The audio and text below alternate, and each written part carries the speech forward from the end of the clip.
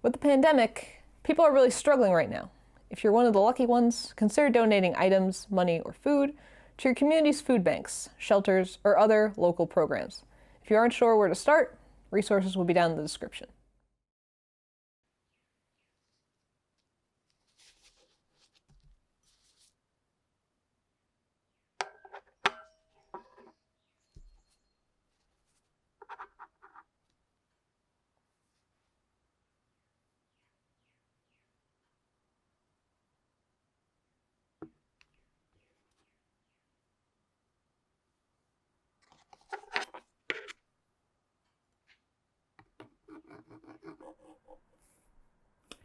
You know, maybe it was the length of lockdown.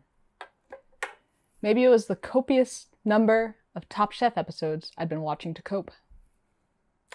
Maybe it was my lifelong love of breakfast. Whatever it was, for quite some time now, I'd been thinking that a fried egg would be the perfect 3D print. First of all, it has a large, flat bottom, ideal for print bed adhesion. Secondly, the outline of a cooked egg white is organic yet subtle, making it ideal for the print head to navigate around while still being interesting. And let's not forget that its height is achieved by a ever so gradual slope. And finally, the yolk. A simple domed shape that would print with ease.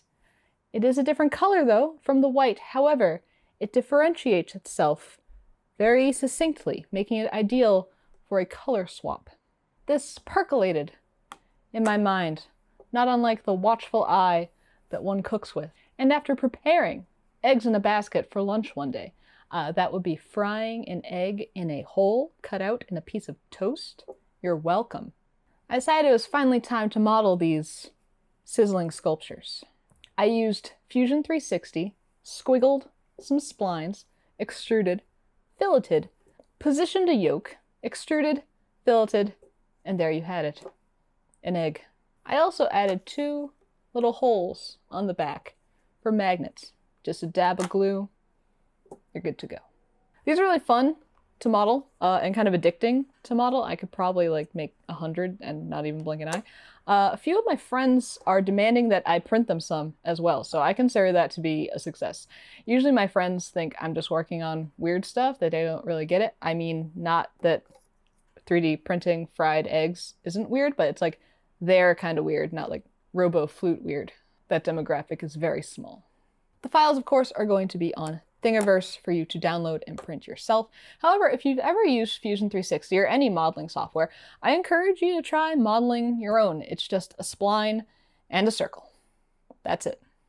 That's going to do it for this video, though. Enjoy frying your filaments into an egg, and whatever you do, never, ever break the yolk.